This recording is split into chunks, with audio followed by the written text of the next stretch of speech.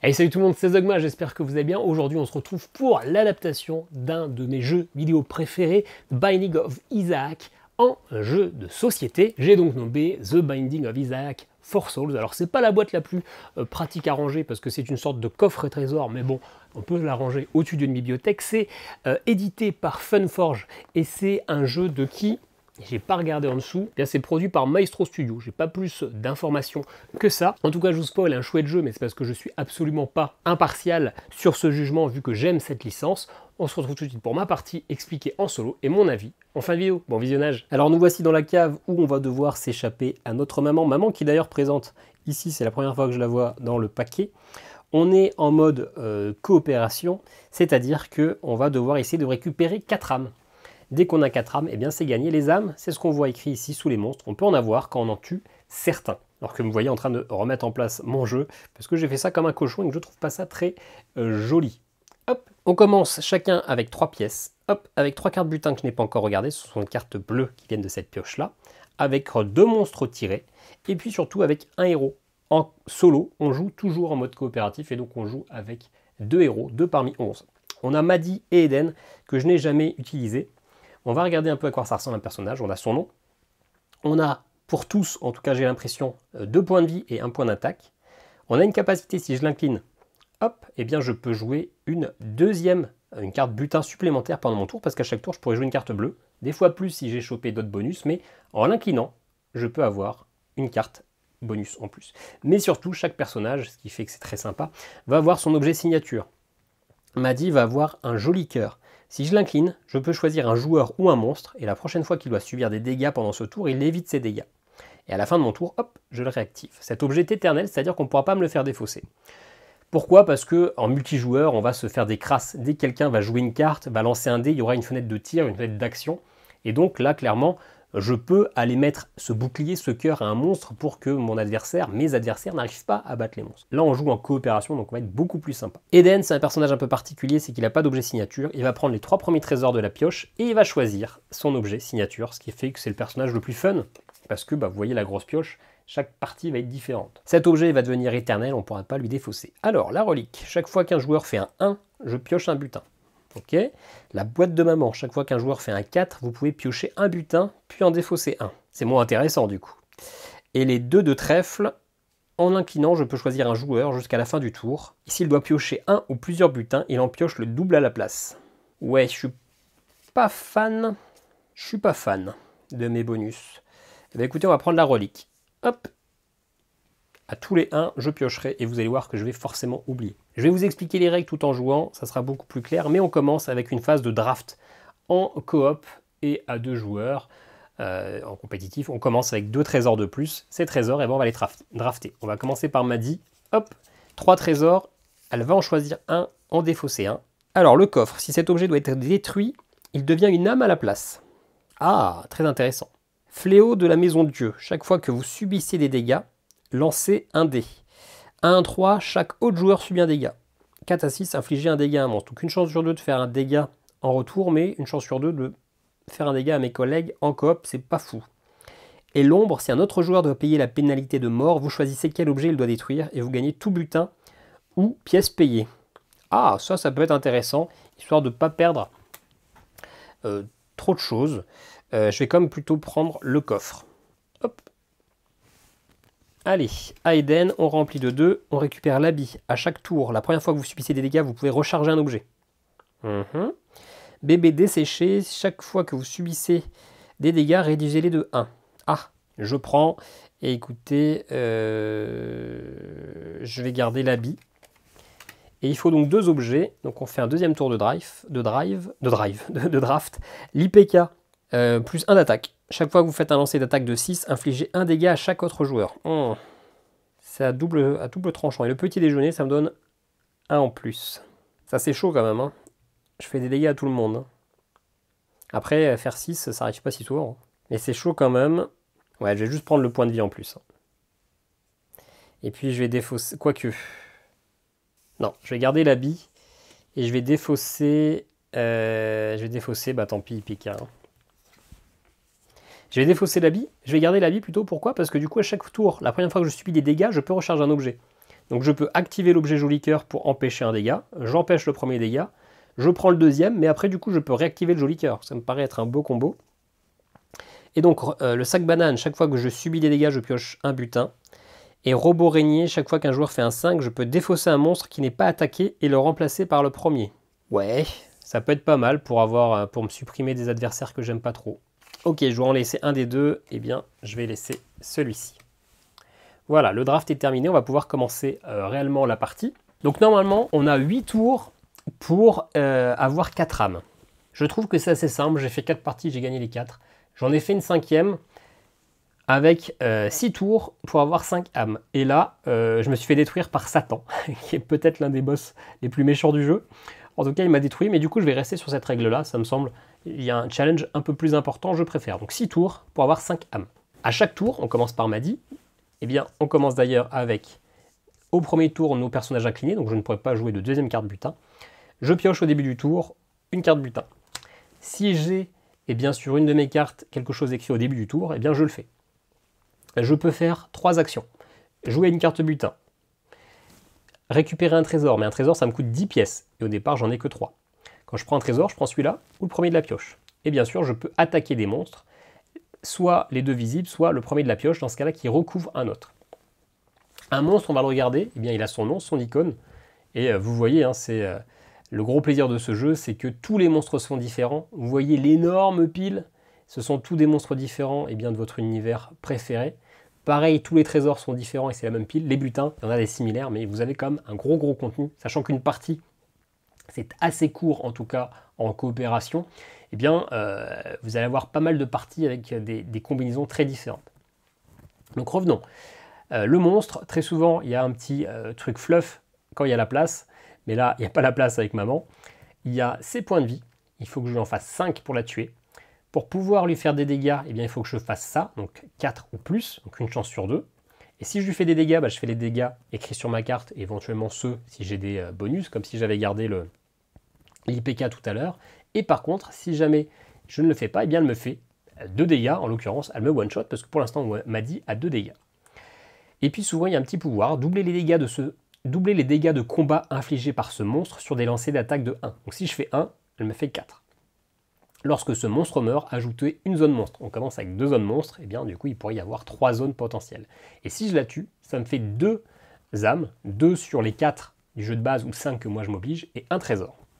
Donc elle est quand même forte, dure à battre, mais c'est une grosse avancée. Et monstro, 4 points de vie, il faut que je fasse 4 ou plus, et il me fait 1 dégât. Donc c'est plus simple que maman, il n'y a pas de pouvoir personnel, c'est quand même une âme.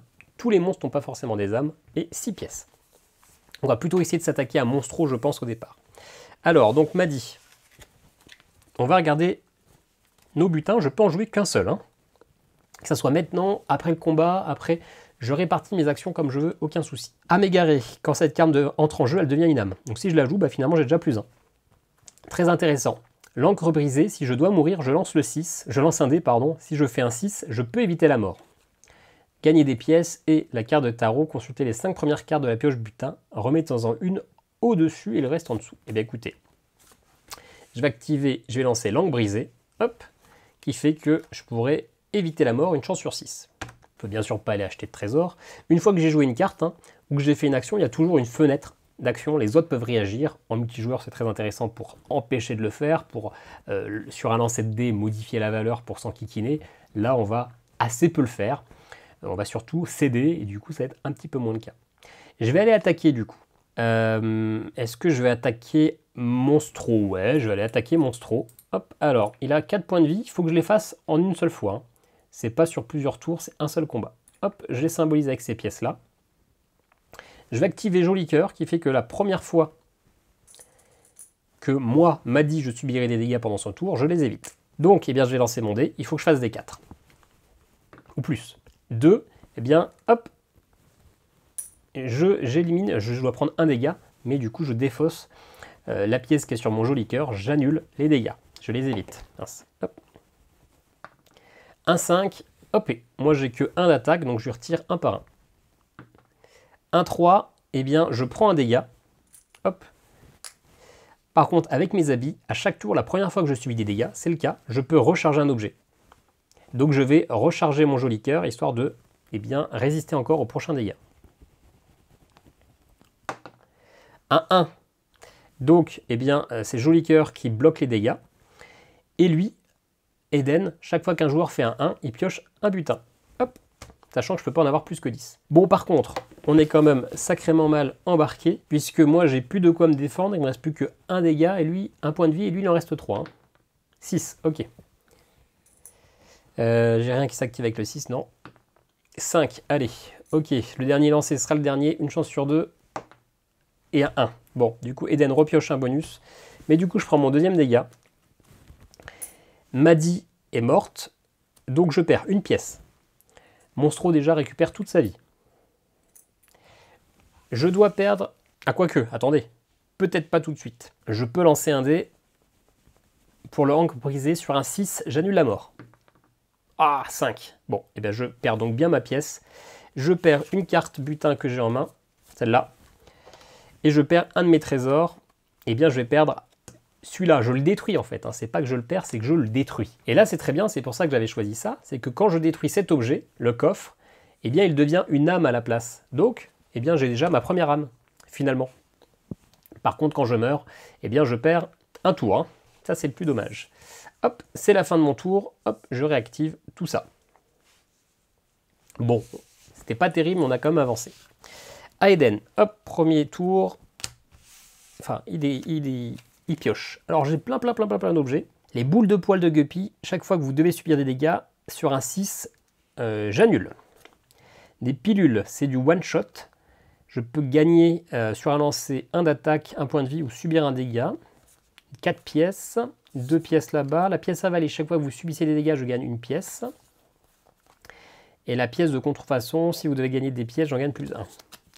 Et moi j'ai quoi sur un 5? Vous pouvez défausser un monstre qui n'est pas attaqué et le remplacer par la première carte de la pioche de monstre. Chaque fois que vous devez subir des dégâts, réduisez-les de 1. Chaque fois qu'un joueur fait un 5, je peux défausser un monstre qui n'est pas attaqué et le remplacer par la première carte. Oui, donc j'aurais pu le faire. Donc on va pas le faire parce que c'est un peu tard, mais j'aurais dû réagir.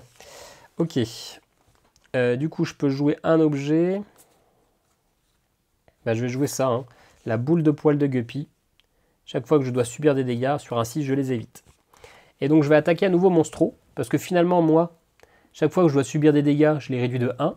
Donc Monstro ne me fera jamais aucun dégât. Donc c'est nickel. J'ai juste à lancer les dés 40 000 fois jusqu'à faire des 4. Hop. Le bébé desséché comme assez au petit. Ça fait plaisir. Heureusement parce que je serais mort. C'est assez dingue. Hop. Et je suis mort au moins 5 fois là. Ok, ça y est. Hop, j'ai enfin tué Monstro, donc je gagne le bonus là. 6 pièces. 3, 4, 5, 6. Et je passe à 2 âmes. C'est la fin de mon tour. Hop, je passe. Tout le monde a joué une fois. On réduit le nombre de tours de 1. On passe à 4 tours restants. Je réactive tout ça. Eden a 9 pièces. Ok, allez, Amadi, on pioche une carte. Je peux aller choper direct une âme pour passer à 3. Mais on va plutôt jouer cette carte-là, le cœur violet. Au début de votre tour, consultez la première carte de la pioche. Vous pouvez la remettre en dessous de la pioche. Là, j'ai tué un monstre, mais on remplit que si c'est totalement vide. Donc pour l'instant, on peut laisser comme ça. Puis écoutez, j'ai l'occasion... non, pour l'instant, on va laisser comme ça. Je peux rien aller piocher. Je vais aller attaquer le premier monstre ici, le revenant, qui a aussi une âme. 3 points de vie. Il faut que je fasse des 4. Il me fait un dégât à la fois. Donc bien sûr, je vais activer mon joli cœur pour bloquer le premier dégât. Toutes les 2 fois que ce monstre subit des dégâts, pendant ce tour, il gagne plus 1 jusqu'à la fin du tour. De toute façon, il subira ça arrivera qu'une seule fois, quoi. Donc c'est quand il ne reste plus qu'un PV, finalement. Ouais. C'est pas très clair la manière dont c'est écrit, mais ça veut dire ça. Ok, et bien c'est parti, on attaque. Un 6. Hop, je lui retire 1. Un 4, je lui retire 1. Et donc, ça fait 2 fois qu'il subit des dégâts. Maintenant, il faut faire 5 ou plus pour le tuer. Un 5, c'est bon, il est tué. Et chaque fois qu'un joueur fait un 5, je peux défausser un monstre qui n'est pas attaqué. Donc je vais défausser maman qui me semble un peu trop dur à battre. Et le remplacer par la première carte de la pioche monstre. Hop, la grosse araignée. Et donc, le revenant, je pioche un trésor. Et ça me fait une 3e âme. Parfait. Alors mon trésor, c'est quoi? Je peux l'incliner. La prochaine fois que vous jouez un butin pendant ce tour, copiez-le. Sauf Babiole. Parce que j'allais dire, je joue. Et c'est réglé. Hein. Écoutez, je vais incliner Madi pour jouer une deuxième carte butin. Je vais jouer mon âme égarée. Hop, je passe à 4 âmes. Donc si j'avais joué en mode normal, eh bien en 2 tours, c'était gagné. Bon, après, j'ai eu un tirage, j'ai eu deux tirages de cartes assez sympas avec ces âmes, mais voilà. Donc moi, j'ai dit que je jouais jusqu'à 5 âmes. Hop, donc ça, je l'ai... non, je vais pas l'incliner. Et bah, c'est tout. Fin du tour, on réincline tout le monde. J'ai l'impression que mes cartes sont pas très droites, mais c'est pas grave. On arrive à Eden qui pioche. Alors, j'ai plein de trucs, j'ai des pièces. Eh bien, je vais jouer cette carte-là pour avoir 4 pièces. Et du coup, je vais juste en dépenser 6 en fait. Pour faire comme si j'avais 10 cartes. 10 pièces. Et prendre la première carte trésor de la pioche. Le pot de vin. Je peux payer 10 pièces. Et dans ce cas, je vole un objet non éternel contrôlé par un joueur. Bon, ça m'intéresse moins en l'occurrence. Mais c'est pas grave.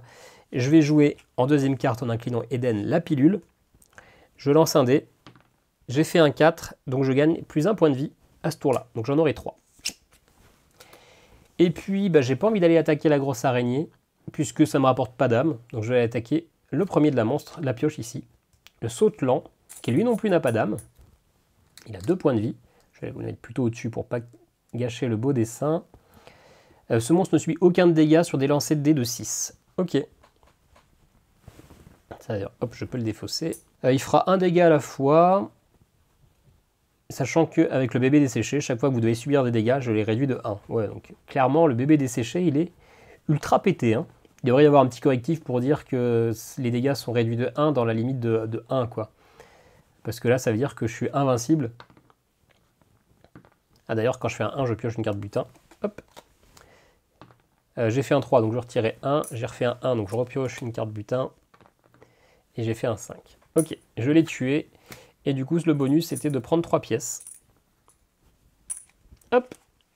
Fin du tour. Je réactive Eden et il ne nous reste plus que 3 tours. Amadi. Gagner 5 pièces, gagner 2 pièces. Bah oui, je vais gagner 5 pièces, ça me va bien. 3, 4, 5. Et puis je vais faire ça, carte blanche. La prochaine fois que vous jouez un butin pendant ce tour... Ah oui, moi je pensais que c'était après avoir joué un butin. Donc on dit que je l'ai activé avant la pièce de 5, ce qui fait que je reprends 5 autres. Et en l'occurrence, du coup, ça fait l'équivalent de 10 pièces. Donc je peux aller choper un trésor. Je vais aller choper celui-ci. Payer 5 pièces et je peux infliger un dégât à un monstre. Et j'aurais pu d'ailleurs, j'ai oublié au début de mon tour, consulter la première carte de la pioche. Bon, c'est pas bien grave. Ok, eh bien, je vais garder ça. Je ne vais pas tout de suite attaquer. Je vais pas tout de suite plutôt jouer mon deuxième butin. Je vais aller attaquer ici. Le mulligan, un seul point de vie, 3 ou plus. Lorsque ce monstre meurt, ajoutez une zone monstre. Ah, donc je pourrais avoir 3 monstres à la fois. Je ne vais pas activer le joli cœur en l'occurrence, puisqu'il y a de grandes chances que je le batte. Comme ça, je garde le joli cœur pour protéger Eden. 6. Parfait. Personne ne fait un truc sur les 6, non. Donc, hop, lui est mort. Madi prend 3 pièces. Et du coup, je peux ajouter une zone monstre. Ça ne se remplit pas automatiquement, mais techniquement, s'il y a des cartes qui disent que je peux rajouter des monstres, je pourrais en avoir jusqu'à 6. Et bah ok. On passe à Eden. Hop. Alors, j'avais chopé ça. Choisissez un joueur, la prochaine fois qu'il doit subir des dégâts, il l'évite. C'est pas mal. J'ai combien? 1, 2, 3, 4, 5, 6. Eh bien, je vais jouer une carte pour avoir 4 pièces et du coup, j'en profite pour dépenser les 6 qui vont là pour prendre une carte trésor. L'oiseau mort. Chaque fois qu'un joueur fait un 3, je peux consulter sa main et lui voler un butin. Bon. Et je vais incliner Eden pour jouer eh bien, cette carte-là, la cœur d'âme, du one-shot. Prochaine fois qu'il doit subir des dégâts, eh bien, il évite un dégât. Et puis, bah, je vais aller attaquer ici le cercle des mouches, qui lui non plus, pour le coup, n'a pas d'âme. C'est bien dommage. Parce que si ça continue, je ne vais pas réussir à gagner. Chaque fois que le joueur attaquant fait un lancer d'attaque de 3, il doit voler un butin au hasard à un autre joueur. Ok. Et ben ok, on est parti. Donc premier dégât, je suis protégé. Hein. Et en plus, je réduis de 1 finalement. Donc lui, pareil, le cercle mouche me fait 0 dégâts. 4, 4 et 4. Hop, je vais tout retirer en une fois et je gagne 3 pièces. Et ça, je sais pas d'où ça sort cette pièce. Oui, c'était au tour d'avant, j'avais un moment, j'avais une pièce de plus. Ok, il est mort. C'est réglé, il ne nous reste plus que 2 tours. Alors, au début de votre tour, consultez la première carte de la pioche monstre. Je peux décider de la mettre au-dessus ou en dessous. Je prends l'info, et bien je vais la mettre en dessous, parce que moi je veux quelque chose avec des âmes. Je pioche une carte butin. Et Oise, défausser chaque monstre qui n'est pas attaqué et remplacer chacun d'eux par la première carte de la pioche monstre. Donc je défausse, c'est un butin, hop, les monstres. J'en défausse qu'un seul pour le coup. S'il y en avait plus, j'en aurais défaussé plus. Et je remplace par une crotte. Une crotte qui est vraiment toute nulle.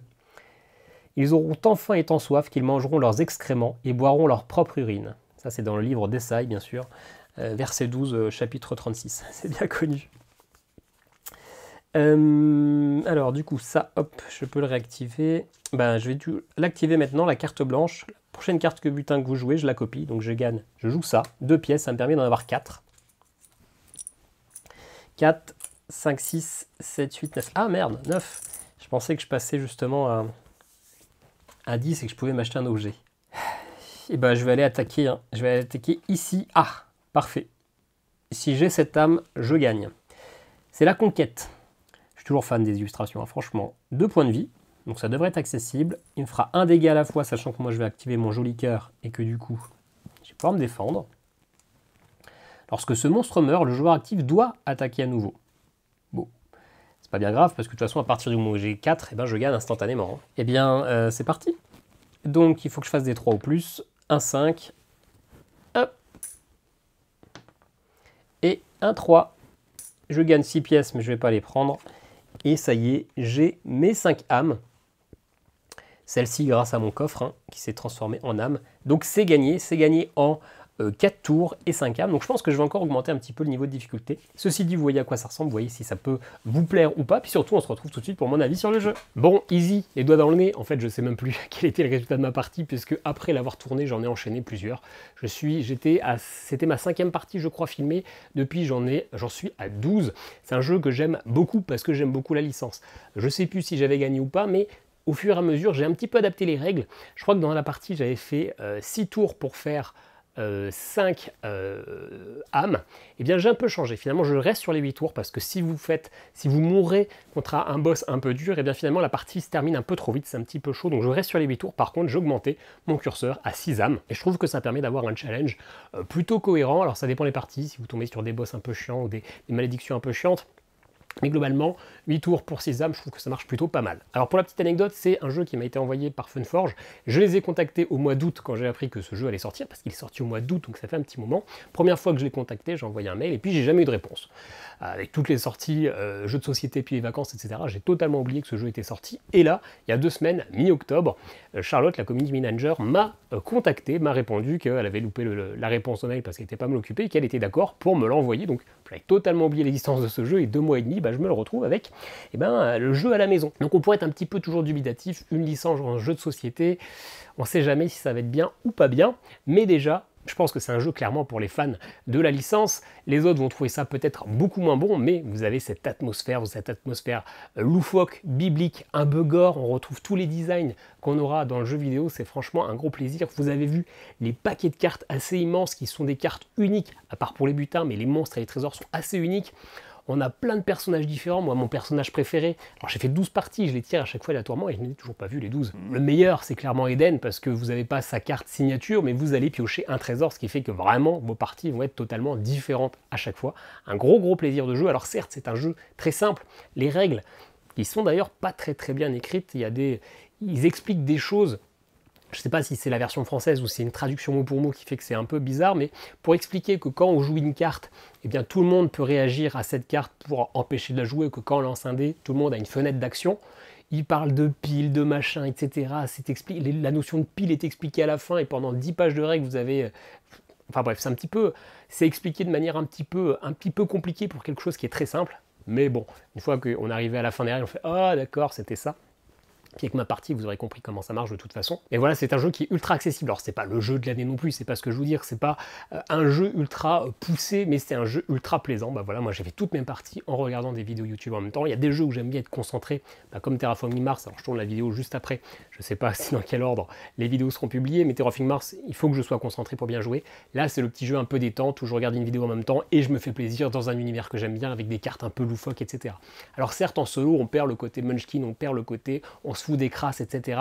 Donc probablement qu'en multijoueur, le jeu sera plus fun, mais moi en l'occurrence, il me va très bien comme ça. Il y a une grosse rejouabilité grâce à toutes ces cartes. Le jeu est quand même assez simple dans ses règles de base, assez simple au niveau du niveau de difficulté, j'entends, au niveau des règles aussi. Donc vous l'avez vu, hein, il faut augmenter cette difficulté, mais ça c'est pas un problème, vous pouvez le faire vous-même.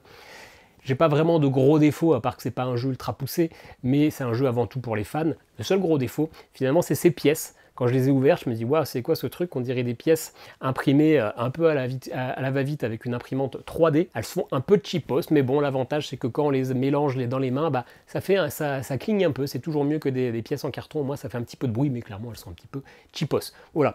Je ne sais pas quel est le prix. J'ai pas pensé à regarder. J'imagine que c'est un peu cher parce qu'il y a une licence et qu'il y a pas mal de cartes en plus. Mais sinon, voilà, si vous aimez The Binding of Isaac, je pense que ce jeu peut vous plaire. Vous le savez. Maintenant, vous pouvez me le dire en commentaire puisque vous avez vu une vidéo, en tout cas d'une partie solo / coopération. Si le jeu vous plaît et qu'en plus vous souhaitez me soutenir, eh bien, il y a des petits liens affiliés Ludum et Philibert en description. Et puis nous, on se dit à très bientôt pour une nouvelle vidéo. Ciao, ciao!